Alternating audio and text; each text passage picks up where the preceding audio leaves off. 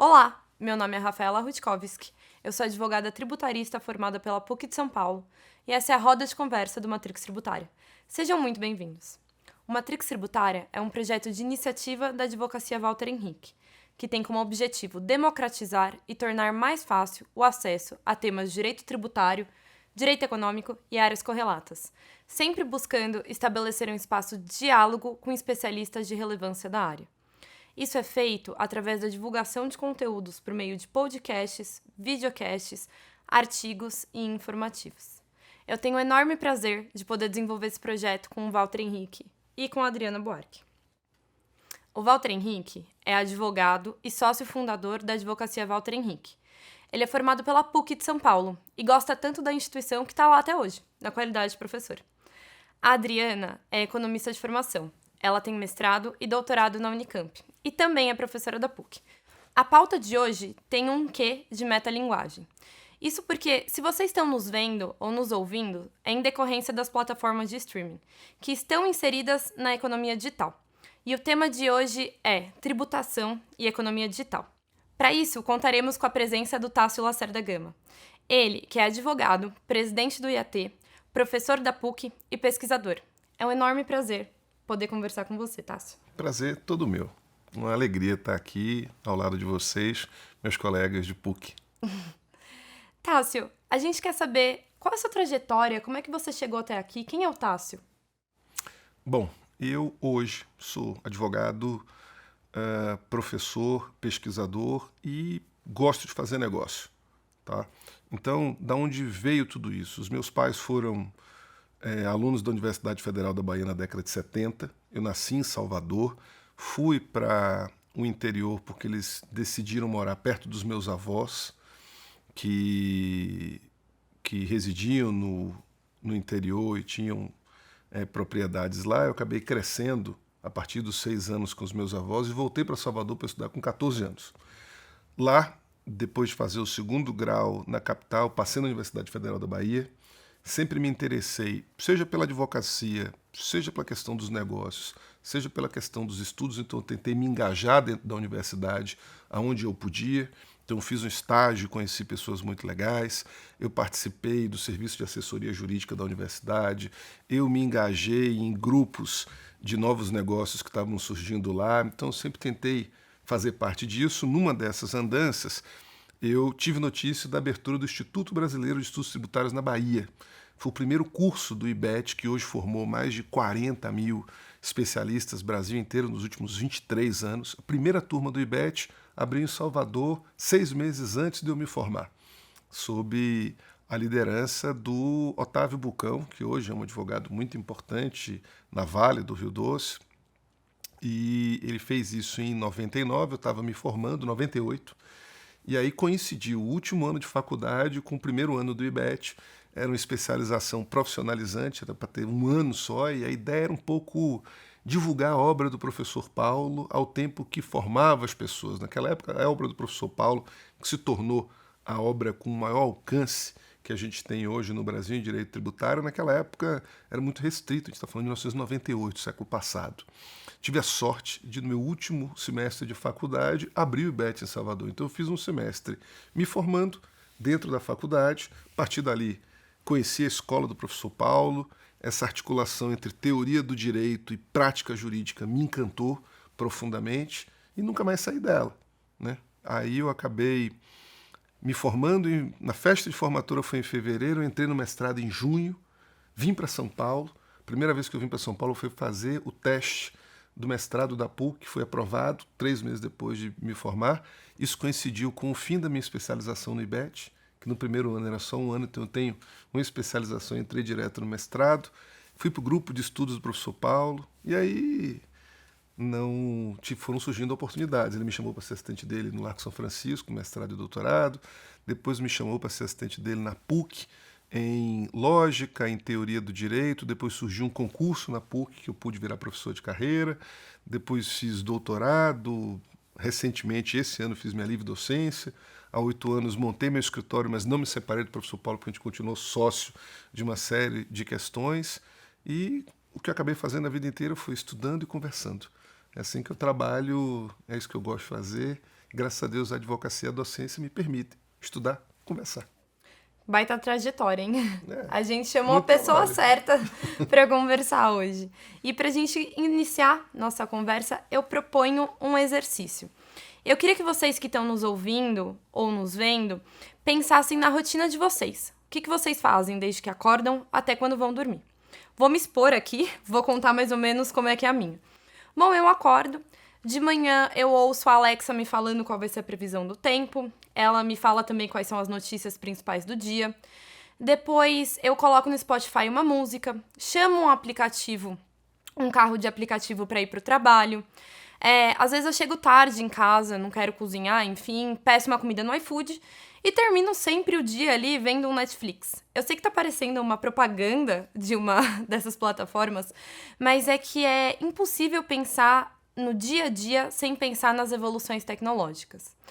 E eu acho que cada vez mais as evoluções tecnológicas vão influenciar no nosso dia a dia.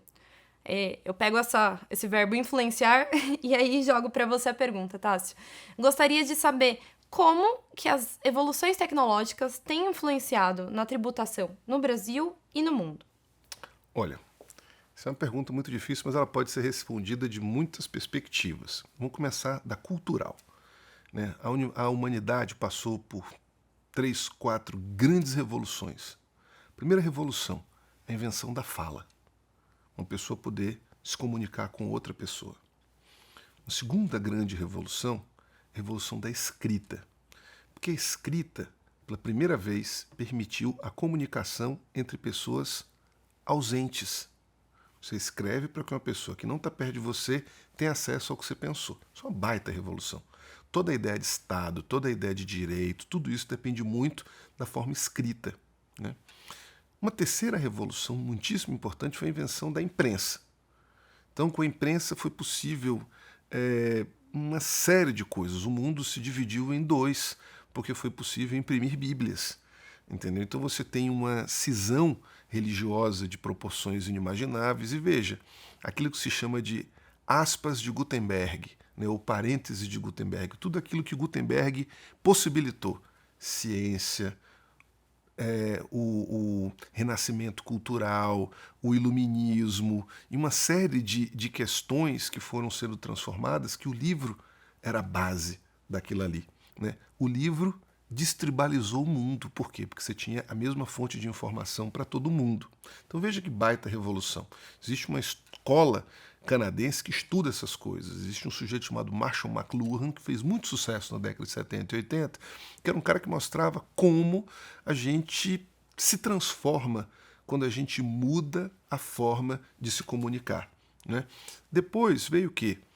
A comunicação em massa, né, que foi objeto de estudo também de outras escolas, escola de Frankfurt, a própria escola de Toronto, no Canadá. Esses caras vão dizer o quê? Né? Quando você tem a comunicação em massa, você muda a maneira e a forma de se comunicar. Então, Abraham Lincoln disse que tinha uma voz horrível. Por que ele foi eleito um grande sujeito nos Estados Unidos? Porque, na época, a comunicação era por carta. Ele escrevia excepcionalmente bem. Entendeu? Diz que a voz de Rui Barbosa também não era uma grande voz. Diz que muito de Rui Barbosa era um cara que escrevia para ser lido. Então, o grande sucesso de Rui Barbosa era os textos dele. Mas a voz dele era chatíssima. Os ingleses que ouviram ele faziam piada sobre a chatice de Rui Barbosa. Um sujeito que, por ter escrito a obra monumental que escreveu, foi um sujeito fora de série, né? E aí você estuda essas coisas mudando também. Eu já vou chegar no impacto na tributação. Mas, por exemplo, quando você tem uma figura como Kennedy. O Kennedy foi o primeiro sujeito que tinha a aparência adequada para falar na TV. Então era um sujeito que tinha o distanciamento, a elegância, que caía muito bem na TV. Então o Kennedy fez muito sucesso porque ele era o cara talhado para se comunicar com a TV. Agora, olha as transformações culturais que essas revoluções anteriores causaram na humanidade. Né? Se houve um parênteses de Gutenberg, tudo que Gutenberg possibilitou com a invenção da imprensa, houve também um parênteses com Marconi, que foi o sujeito que inventou o rádio, que permitiu os meios de comunicação em massa. Nos últimos 20 anos, né, a internet começou no Brasil em 1994, o seu uso comercial, a gente tem vivido aquilo que se chama de sociedade em rede. Foi um termo cunhado por Manuel Castells para falar justamente dessa transformação que a internet permite no mundo. Então a gente tem uma grande revolução, a tal ponto de hoje falar que a esfera pública é digital. O que é a esfera pública? O que é a esfera pública na Grécia? Era o espaço onde as pessoas debatiam os problemas sociais. Como é que é a esfera pública hoje?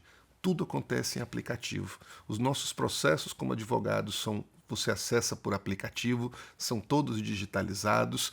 A nossa maneira de prestar serviço, produzir bens. Então, a esfera pública hoje é digitalizada. Isso é uma grande revolução cultural. Né? A gente tem que se adaptar com a sociedade que não é mais linear, com a sociedade que não é mais direta, com a sociedade que não é mais organizada, estável, como era o livro. Então, hoje, como é que são as televisões? Quando a gente cresceu, a gente passou a vida inteira assistindo televisão, um só filme linear. Um filme ganha Oscar de roteiro original, que é o Pulp Fiction. Que ele faz o quê? Ele começa do final. Por quê? Porque a gente já estava começando a ter, com muito mais frequência, a quebra da linearidade. A linearidade era muito patente no livro. Entendeu? Então, Pulp Fiction ele é o quê? Um filme que começa de trás para frente. Porque nesse mundo digital, produzir texto é simples. Então você tem muito texto acontecendo, você tem muita realidade acontecendo, e você começa a ter um fenômeno também muito importante, que é cada pessoa tem a sua experiência textual. Cada um vive no seu mundo. Né? Então, nessa transformação cultural muito intensa, a tributação não fica ao lado dela, ao largo dela. Né? Hoje, a gente precisa ter uma nova agenda digital para a tributação.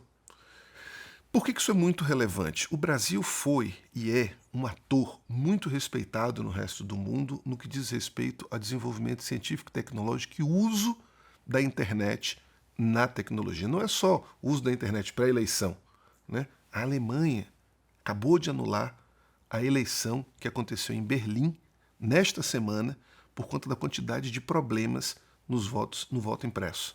A nossa eleição foi vista por todo mundo, acompanhada pelo Exército. E hoje saiu a notícia de que o sujeito que foi o hacker responsável pelo Vaza Jato estava ao lado do pessoal investigando e vendo formas de atacar o nosso sistema de eleição e não conseguiu. Entendeu? Então a gente tem uma eleição segura pela internet. E o Brasil tem umas coisas muito curiosas, porque, por exemplo, o Brasil foi o primeiro país do mundo que permitiu o envio de uma declaração de imposto sobre a renda pela internet. Isso foi considerado um assombro no mundo. Para boa parte dos países isso não acontece. Nós temos há muitos anos nota fiscal eletrônica. A nota fiscal eletrônica é uma conquista que vários países estão estudando o que o Brasil fez para viabilizar a nota fiscal eletrônica. As trocas digitais de comunicação e de informação acontecem no Brasil desde antes dos atentados às Torres Gêmeas. Os Estados Unidos mandou gente aqui para entender como a gente tinha aquele grau de informação do contribuinte, porque naquela época você não tinha sequer um número que unificava a posição de contribuinte na Inglaterra. Lá era por endereço. Então, assim, nós temos avanços tecnológicos fantásticos. E aí existem duas maneiras de analisar a sua pergunta. Uma, como a tributação alcança a nova riqueza gerada por esse mundo digitalizado. E outro, como os instrumentos desse mundo digitalizado potencializam a capacidade do Estado de fiscalizar e gerir a tributação. E nos dois há impactos muito grandes. Entendeu? Então a gente tem, do ponto de vista da geração de riqueza, toda uma riqueza nova que o mundo está tentando alcançar, só que a gente já tem instrumentos que alcançam, criados há 23 anos, por exemplo, PIS/COFINS sobre receita. Quem tem receita é tributado, pouco importa qual é. A França está pensando em criar um negócio desse agora, o resto do mundo está querendo entender, está querendo tributar dessa forma, a gente já tem isso há 20 e tantos anos. Tá? Então, essa é a maneira como a tributação alcança a riqueza. E uma segunda maneira é como, isso me interessa em especial, como a tecnologia melhora a tributação. Então, por exemplo, o Brasil precisa, por mais que a gente tenha tido iniciativa e seja pioneiro em uma série de iniciativas, e boa parte do que se discute de reforma tributária no resto do mundo, a gente já tem aqui há muito tempo, O grande desafio é radicalizar o uso de tecnologia na tributação.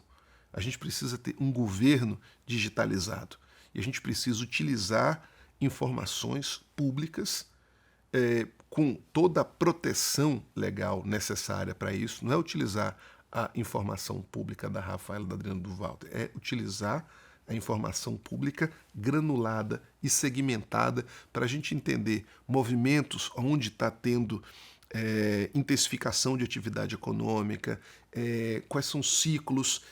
Quando a gente conseguir utilizar os dados que as notas fiscais eletrônicas oferecem, o Brasil, só com isso, vai conseguir ter um avanço muito grande em termos de uso de sua potência digital. Então o impacto é total, só que a gente não pode esquecer que a gente tem instrumentos muito bons de um lado e do outro. Tá? Perfeito. Tasso,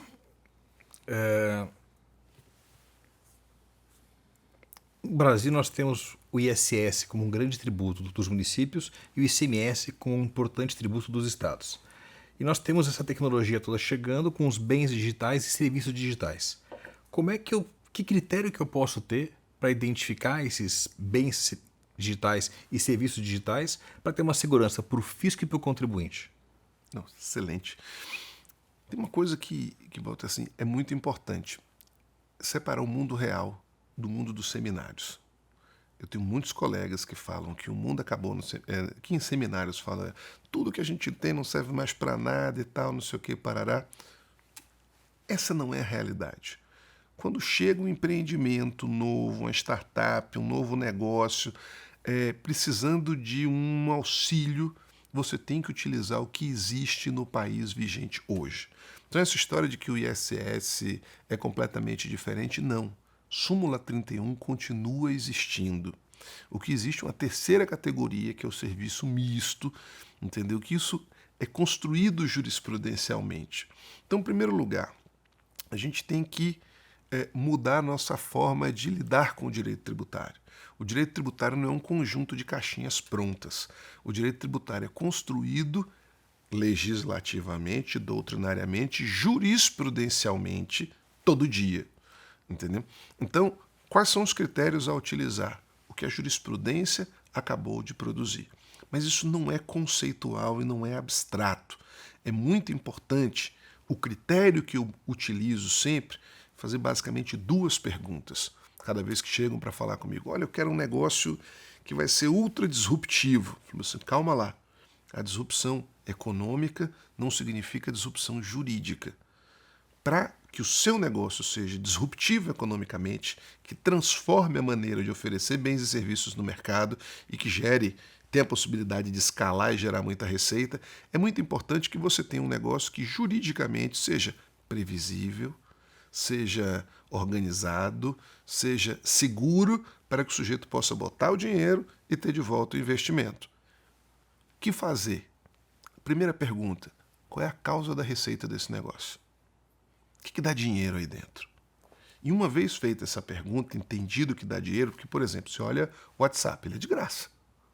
Mas ele vale bilhões. Por que ele vale bilhões? O que dá dinheiro ali?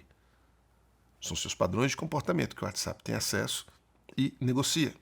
Então você é o produto do WhatsApp. O WhatsApp não é o seu produto.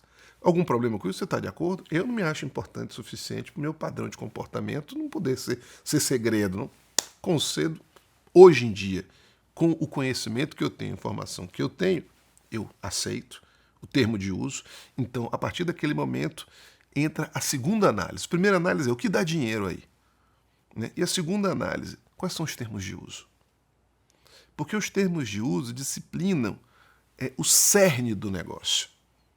Então, toda a transformação, não uso mais telefone, toda a revolução de comunicação, ela vai ser reconduzida a um contrato, a uma obrigação de dar, a uma obrigação de fazer, ou uma obrigação mista, entendeu? E ela vai ser pormenorizadamente disciplinada nos termos de uso.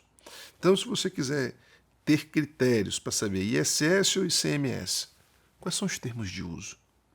Qual é a causa da receita? Qual é a jurisprudência vigente no dia para aquilo ali? Porque o direito tributário ele é dinâmico. ele não vai ser algo feito de maneira exclusivamente conceitual. A gente faz isso na prática e o nosso resultado tem sido muito bacana, trabalhando a coerência entre jurisprudência, termos de uso e documentação tributária para que o sujeito tenha tranquilidade de que aquilo que ele faz vai ser pagar ISS ou pagar ICMS. Porque um dos grandes problemas dos modelos de negócio é, às vezes, não querer pagar ISS nem ICMS. Há situações onde ele não paga nenhum dos dois. Mas assim, um sujeito que... A grande ameaça do negócio hoje em dia não é nem o custo tributário, é a ameaça moral. Então você ser um cara visto como um planejador tributário que não paga tributo é algo que atenta contra o sucesso do negócio. Risco de imagem? Risco de imagem, entendeu? O risco de imagem é uma variável muito importante. Quanto maior o seu negócio, maior a gestão de risco de imagem. O que é uma variável nova para tributário, né? A indústria tradicional, pagar o mínimo é o que sempre se buscou. Hoje em dia, a pessoa, não quero pagar o mínimo. Eu quero pagar o seguro, eu quero pagar pouco, eu quero pagar de maneira eficiente, eu quero pagar de maneira racional, mas eu preciso pagar alguma coisa, porque senão isso pode virar contra mim lá na frente. E hoje em dia, várias empresas de fora, que no resto do mundo fazem planejamentos agressivos e tal, buscam o poder público brasileiro pedindo para pagar. Isso é uma realidade que a gente acompanha no dia a dia. Por quê? Porque senão... É importante entender o termo de uso. Mas nós temos um Código Civil que é de 2002 e a tecnologia lá atrás não é a mesma de hoje. O Código Tributário Nacional 6665, a transação só veio agora. E é um código que me parece muito bom até hoje. Se o advogado é procurado por uma empresa nova, inovadora, disruptiva, uma startup, que tipo de legislação, como é que ele vai se comportar? A lei complementar 182 de 2021, ela é suficiente? Existe alguma dica para o advogado quando for encarar um tema desses? Claro. Primeira coisa muito importante, não ter medo de complexidade. Medo de complexidade é falta de formação intelectual. Tem que ter formação intelectual para gostar de complexidade e tirar proveito da complexidade. A gente não reduz, a gente pode ignorar a complexidade. Reduzir complexidade você não reduz. Então, ou você sabe lidar com ela, ou você não sabe lidar com ela. Quais são as vantagens da complexidade? Existem milhares de casos como o seu. Muito provavelmente, primeira coisa, o direito muda todo dia. Então você precisa olhar o Código Civil, que é ótimo, porque ele é um código causalista. O código de 17 seria até mais difícil do que esse. Esse código é um código causalista. Então é um código que quer entender aquela pergunta que eu falei, qual é a causa da receita aí? O que dá dinheiro nesse negócio? Entendeu? Então, primeiro ponto, muito importante, porque ele é um código causalista. Ele é um código que coloca a causa do negócio como um dado relevante. E o segundo, tirar proveito da complexidade. Ninguém inventa a roda está pronta. Vamos olhar os outros negócios que existem. Como é que eu chego a esses outros negócios? YouTube. Google. Modelo de pesquisa. Então, assim, pega meu celular aqui. Que negócio você está vendo aí, meu filho? Ah, você é concorrente de tal empresa? Sou. Vamos ver o que está acontecendo naquela empresa lá. Isso é que eu estou chamando de gostar de complexidade. Você não vai fingir que a complexidade não existe. E o Código Civil e o CTN? Não é só isso o tributário. Basicamente, quem lida com consultoria dá uma paqueradinha no Código Civil, dá uma paqueradinha no CTN e vai trabalhar em cima de quê? COSIT, jurisprudência que está sendo produzida. Inclusive, a gente tem até uma mudança conceitual, né? Como é que era o sistema jurídico concebido por Kelsen, né? Um sistema jurídico piramidal. A Constituição em cima e as normas embaixo. Isso é um modelo interessante de ser visto. Mas na sociedade em rede, o que a gente tem não é a hierarquia, é a heterarquia. O que é heterarquia? A hierarquia é quando o fundamento de validade vem de cima para baixo. O que é a heterarquia? A heterarquia você não sabe de onde vem o fundamento de validade, e na sociedade em rede ele é muito mais frequente que ele venha da própria autoridade, em algumas circunstâncias de baixo, em outras circunstâncias de cima. Vou dar um exemplo aqui para quem não é de direito entender. Se eu quero fundamentar uma resposta sobre uma startup, como é que eu fazia há 20 anos? Eu ia no CTN ia no Código Civil e dizia, olha, você deve fazer assim. Hoje em dia você tem muita jurisprudência, você tem muita resposta à consulta, você tem muitos atos normativos infralegais, que no passado a gente não podia nem olhar. Você escutou, eu escutei, falei, não, portaria é norma para porteiro. Entendeu? Advogado não pode perder tempo com isso. Naquela época fazia sentido. Mas hoje, quando eu tenho que orientar um cliente, eu preciso me valer da lei, sem dúvida, da Constituição, sem dúvida, do CTN, sem dúvida, mas também dos atos infralegais, dos atos que são produzidos pelas autoridades administrativas. E se eu estou no município de São Paulo, eu preciso saber o que o município de São Paulo decide. Se eu estou indo para Barueri, eu preciso entender o que Barueri decide. Isso é gostar da complexidade. O pessoal fala, tantos mil atos foram publicados, como se a gente vivesse na época da cultura impressa. Tantos mil atos representam o quê? Um estádio de futebol lotado de papel. O Google processa bilhões de coisas, tem 1 milhão de atos normativos por dia, não quer dizer nada. Ilude quem não tem informação, porque o Google processa 10 vezes mais informação do que isso. Complexidade tributária. O sistema está muito complexo. Se o cara ficasse apurando a lápis, tudo bem. A gente está falando de parametrização de sistema.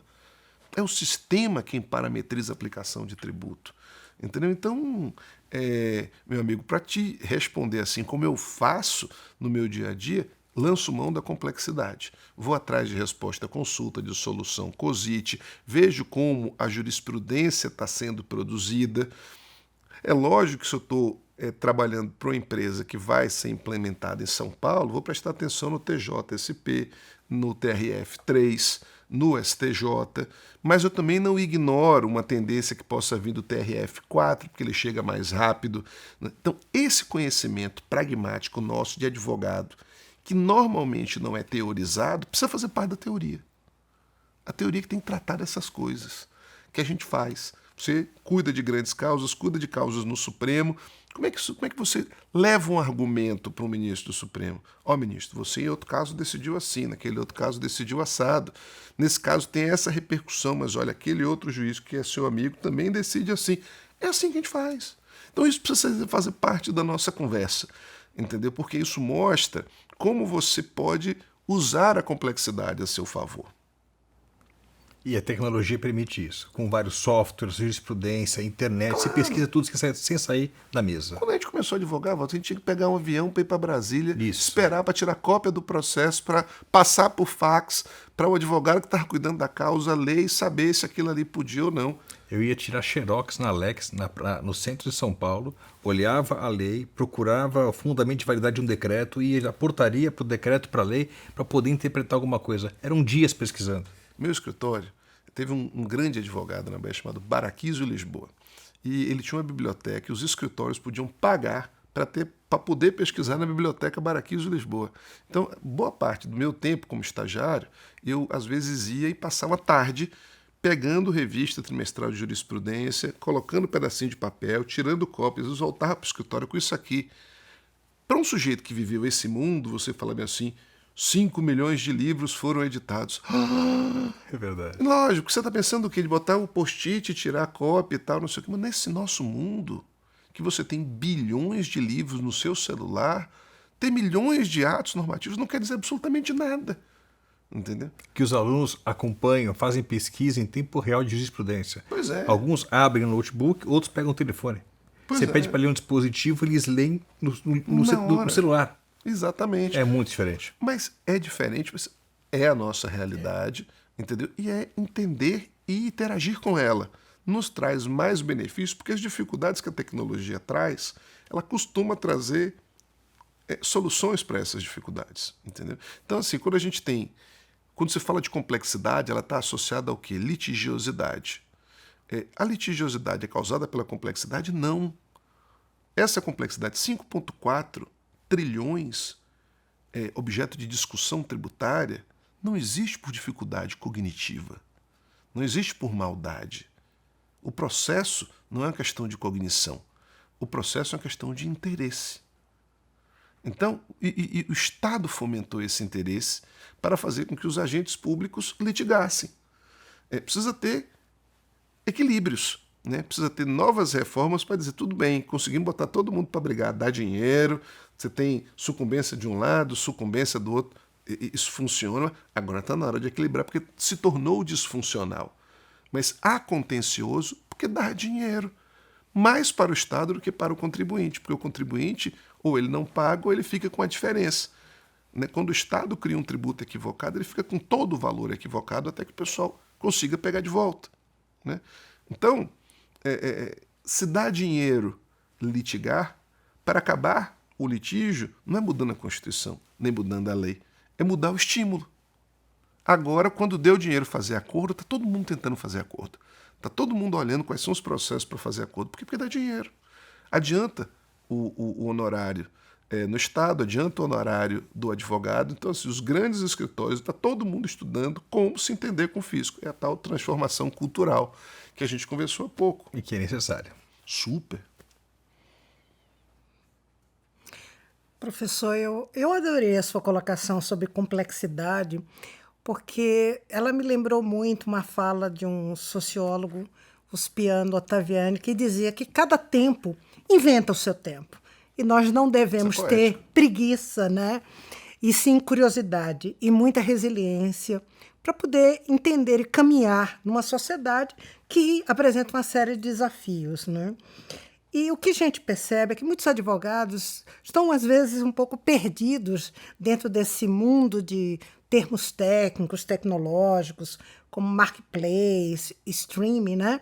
E aí o nosso desafio e a nossa provocação ao professor é: vamos democratizar essa complexidade.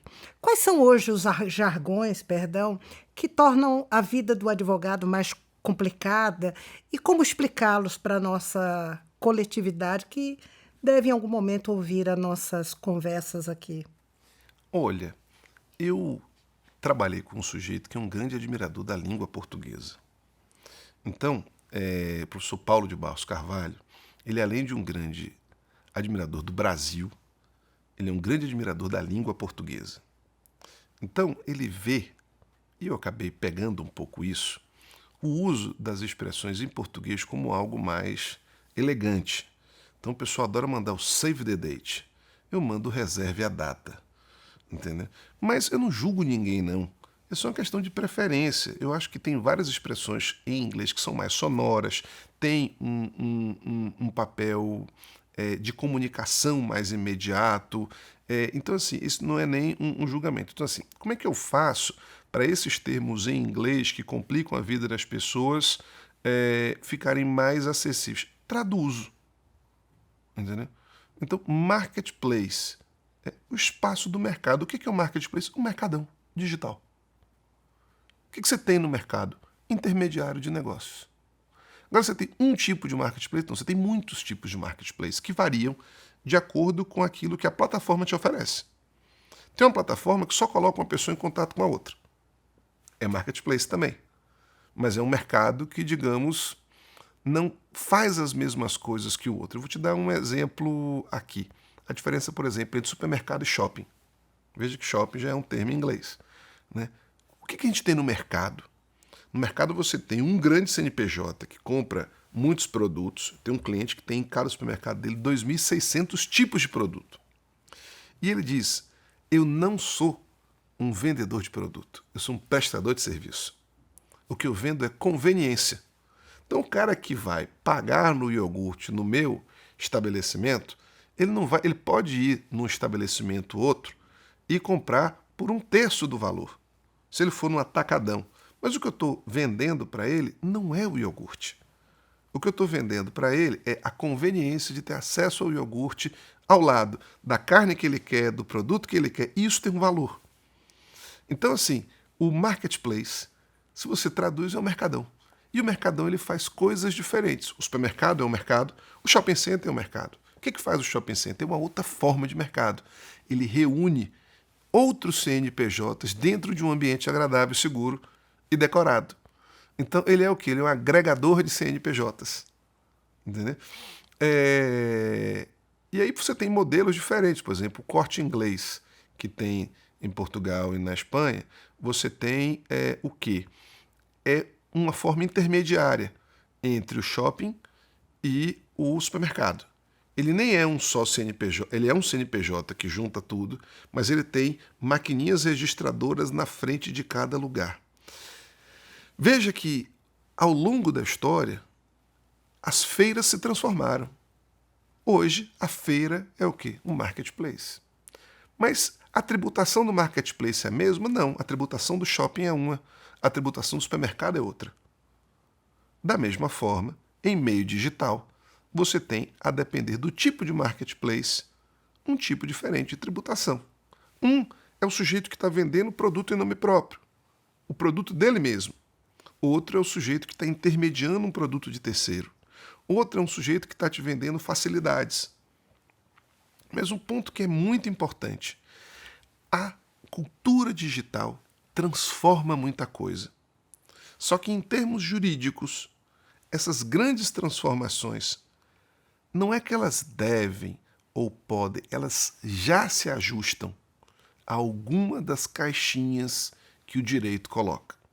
Então eu estava agora, antes, tendo uma conversa com uma outra colega, ela dizia assim, eu sou contra a regulação das plataformas. Eu falei assim, ó, as plataformas já estão reguladas. A questão é discutir se a regulação que existe hoje, mais ou menos silente, ela é ou não adequada a quem ela favorece, a quem ela prejudica. Mas regulado o mundo já é. O que a gente pode discutir é se é uma boa ou uma má regulação. Então, quando o advogado olha para essa realidade nova, e ele não precisa gostar de tecnologia, mas ele precisa se lembrar que cada vez que ele baixa um aplicativo no celular dele, vem um aceita ou não. Ele aceita termos de uso. O que é o termo de uso? Um contrato que tem direitos, que tem deveres, que tem objeto, que tem autorizações. Tudo isso deve ser feito de acordo com a lei, de acordo com... Pra você ter ideia, outro dia eu conversava com um professor alemão. Ele me dizia o seguinte, veja, né? A história muda. A Alemanha era o principal centro de produção de inovação no início do século XX. Você olha o número de prêmios Nobéis que as universidades alemãs de 1900 a 1920, 25 ganhavam, era um negócio assombroso. Os alemães deixaram de liderar o desenvolvimento científico e tecnológico, perderam espaço para os Estados Unidos e hoje em dia o que a Alemanha oferece para o mundo? A regulação disso. Tá? Ele fala, poxa, não é a melhor posição. A melhor posição é você ser o sujeito que faz o desenvolvimento tecnológico. A gente perdeu essa posição e a gente hoje em dia é quem regula a inovação tecnológica. Por que eu estou te contando isso? É que a gente precisa perceber que o nosso ferramental jurídico, quando adequadamente compreendido, ele é absolutamente útil a despeito e apesar de toda a transformação tecnológica. Porque a transformação tecnológica não coincide e não precisa coincidir, em muitos casos não deve coincidir com a transformação jurídica. Por isso que tem dois nomes que eu uso muito. Disrupção é para a economia. Qual é a grande vantagem, o grande objetivo de alguém que bola um novo aplicativo? Transformar a maneira de oferecer bens e serviços e solucionar grandes problemas. Então, a gente tinha em São Paulo, há um tempo atrás, que era locomoção. Como é que a gente soluciona o problema de locomoção em São Paulo? Existe uma coisa que é aumentar faixa de ônibus, aumentar metrô. Isso é uma maneira de solucionar. Outra maneira de solucionar o problema de locomoção de São Paulo é deixar as pessoas em casa e fazer com que pessoas façam esse trabalho de locomoção. E aí, como é que isso era feito há 8 anos em São Paulo? Cooperativas de motoboys, relações fraudadas de emprego, e aí era uma profissão bastante degradada, era uma profissão bastante... tinha um número de acidentes altíssimo. Entendeu? O que começou a acontecer? Aplicativos, uns melhores que os outros. Então, você tem aplicativos sensacionais que remuneram bem, outros nem tanto. Entendeu? E essa grande demanda começou a ser suprida por outros aplicativos. Então você tem Rappi, você tem Log, você tem iFood, você tem outras formas de resolver esse problema da locomoção em São Paulo, que é deixar as pessoas em casa e outras pessoas especializadas se locomovem. Isso é uma grande disrupção. A nossa vida sem iFood, a nossa vida sem Rappi, a nossa vida sem Uber, voltando à sua questão inicial. Mas isso que é uma disrupção econômica acaba sendo o quê do ponto de vista jurídico? Intermediação, prestação de serviço, oferecimento de bem, categorias que se ajustam legislativamente e jurisprudencialmente a uma nova realidade, os contratos mudam e se aperfeiçoam, mas a maneira de raciocinar ela segue bastante útil. Então a minha recomendação é traduzam e não se espantem. Na pior das hipóteses, por mais revolucionário que seja o aplicativo, você está assinando um contrato que usa disciplina jurídica tal qual você conhece. Então, assim, não tem grande revolução jurídica a despeito de existir uma grande revolução econômica. Perfeito, professor. Então vamos a mais uma provocação que é bem disruptiva. Nós vimos falando aqui da economia e da digitalização dessa economia de bens e serviços, né? Mas talvez uma das mais importantes revoluções que a gente vai viver e vem vivendo é o surgimento de novos meios de pagamento, né? Eu venho da economia, para a economia, nós criamos um meio de pagamento, uma forma pela qual as relações mercantis se viabilizavam, que era através da moeda, né? No início era o escambo, depois surge a moeda se torna, num primeiro momento, esse instrumento, né, funcional que operava todas as relações de troca. Um pouco depois, a moeda se torna um termo, ou seja, um meio de reserva de valor, né? E nos últimos 100 anos ela passa a ter um efeito especulativo. E agora nós temos o surgimento de uma moeda virtual ou digital, vários sistemas estão surgindo, e aí a minha pergunta e a minha provocação: existe uma forma de produção desta moeda, desse chamado criptoativo, e, afinal de contas, como se tributa esta moeda ou a forma pela qual ela é produzida, que muito se dá através da mineração de dados? Excelente. Isso é um tema agitado e nervoso, porque quando está subindo todo mundo gosta, quando está descendo todo mundo detesta. Agora, uma modelo famosa brasileira está sendo processada porque estimulou o pessoal a comprar isso. Então, é um tema que vai e vem e pode ser tratado de muitas formas. Tem uma tecnologia aí, que é a do blockchain, né, que é o bloco de correntes, ou seja, que é uma tecnologia muito interessante, que é uma tecnologia de validação e controle de dados. Então, normalmente, o que é um computador? Né? Você emite para um servidor, o servidor te devolve informação. Na blockchain, cada pessoa, cada computador, ele simultaneamente recebe e envia informação. Então, você é simultaneamente um usuário e um provedor. Então, cada computador é isso. O que tem de muito interessante? Por que essa tecnologia é diferente? Porque ela, pela conexão de computadores, viabiliza a certificação de informação, que uma vez entrando na blockchain não muda. Então, assim, é uma espécie de livro-razão digital. É um livro onde você faz lançamentos contábeis e você tem uma chave, né, onde você se identifica por meio dessa chave e você tem um sistema de validação de dados. Então, assim, a cadeia de computadores não permite que um dado que entrou no blockchain seja transformado. Então, por que a moeda vale? Né? Num primeiro momento, você tem a pedra preciosa, que é o que tinha valor. Num segundo momento, você tem uma moeda, porque você tem um banco central dizendo: eu garanto que isso aí vai ser aceito em qualquer lugar. Então, é uma forma centralizada de legitimação do dinheiro. E aí, por exemplo, esses últimos dias, você que é economista está acompanhando sobe de dólar, desce de dólar, e tem uma questão ideológica muito grande aí, entendeu? Assim, fura teto, não fura teto, precisa ter teto, âncora fiscal, o Estado vai ter responsabilidade, não vai, eu vou cuidar das pessoas, ou eu cuido das pessoas não cuidando das pessoas, é o grande tema contemporâneo. Isso faz com que haja uma grande volatilidade a respeito da capacidade do Estado honrar seus compromissos. Especialmente porque o Brasil tem um histórico muito grande de descumprimento de compromissos que vem desde Dom Pedro I. Ele foi um sujeito extraordinário em muitas dimensões, mas não foi um grande gestor das finanças públicas. Dom Pedro II não foi um grande gestor das finanças públicas. Se lidar com essas questões eram questões menores para a nobreza europeia.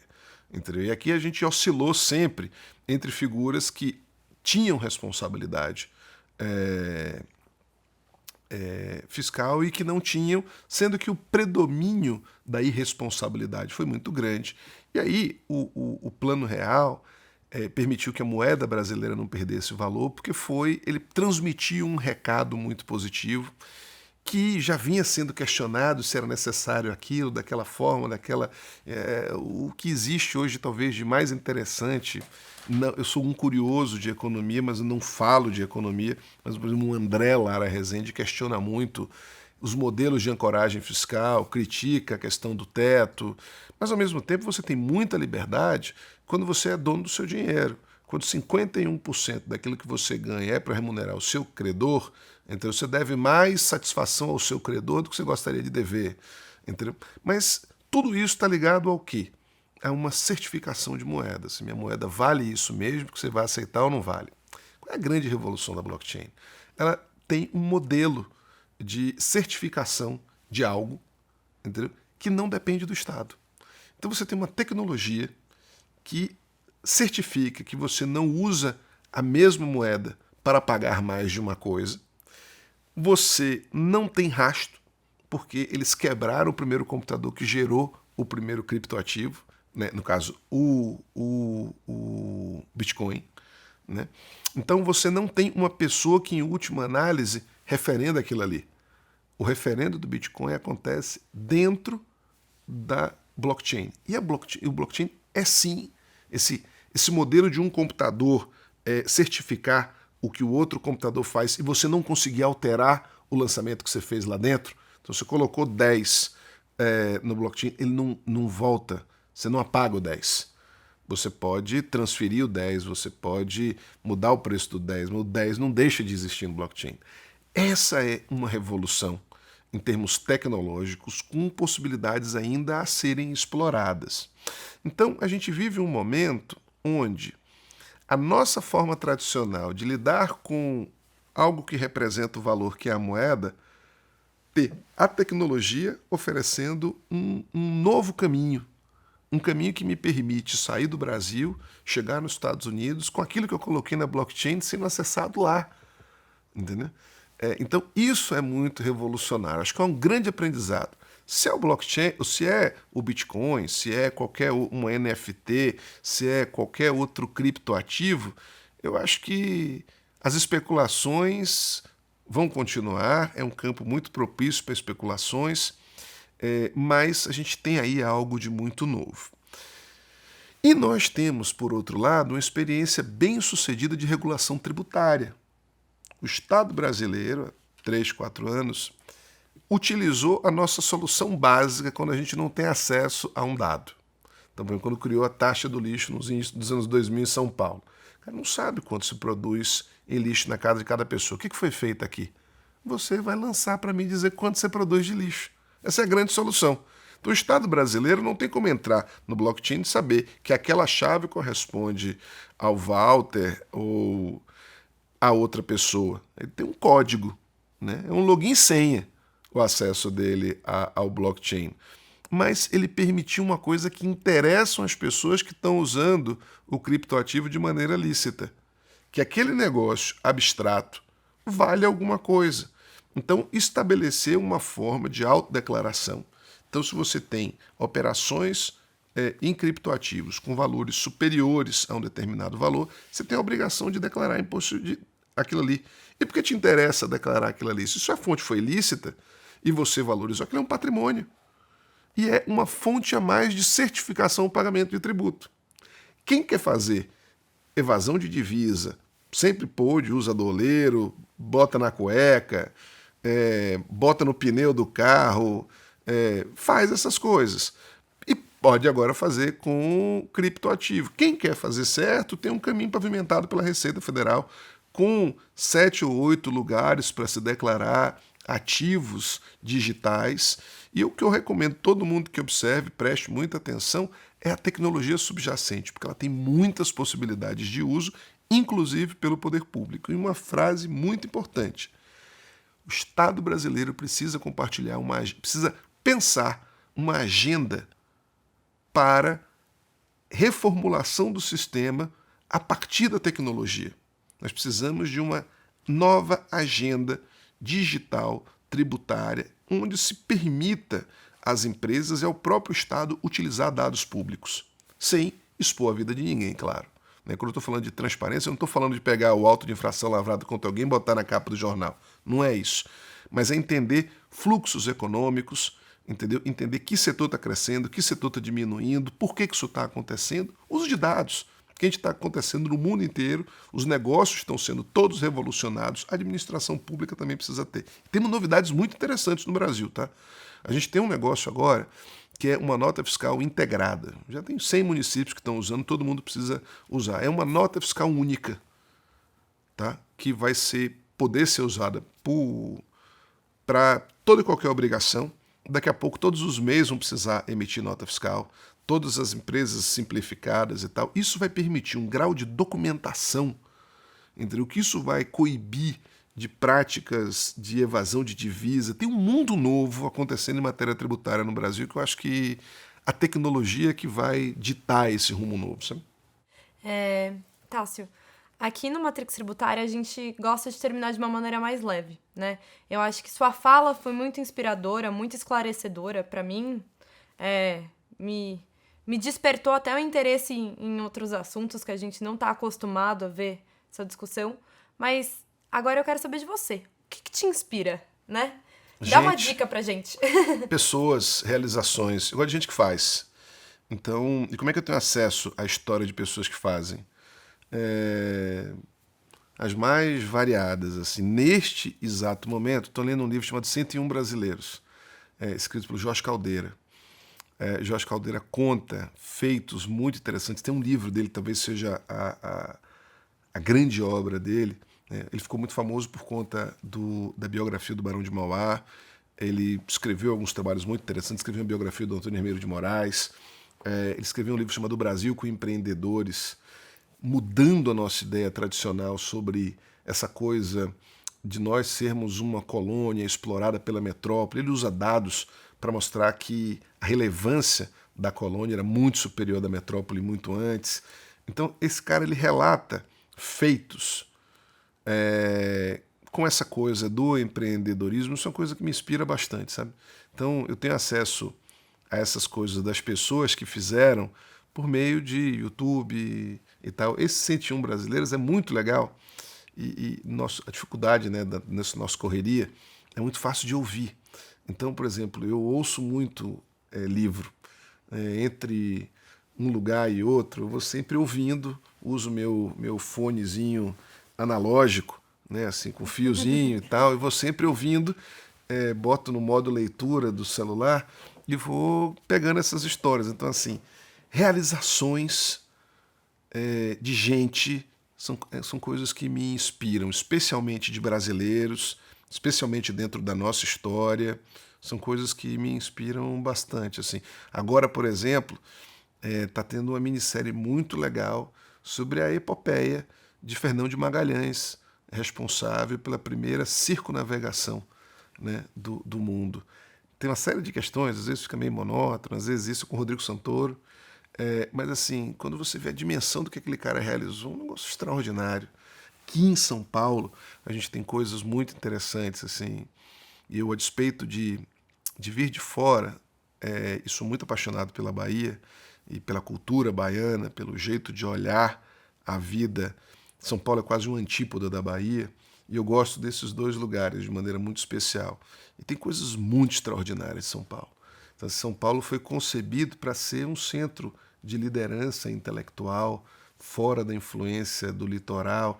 Muita coisa do projeto que justificou a fundação da cidade de São Paulo se concretizou ao longo de 500 anos. Sabe? Então, acho que tem coisas muito bacanas aqui. Essas pessoas que fizeram por aqui são pessoas que me inspiram muito. Bom, Tássio, eu agradeço de novo a sua participação. Nós chegamos ao fim de mais uma roda de conversa do Matrix Tributária. Agradecemos a todos que ficaram até aqui e nós sabemos que o tema não se esgota nessa conversa. Por isso, acessem nossa plataforma Matrix Tributária. O link está na descrição do vídeo. Muito obrigada!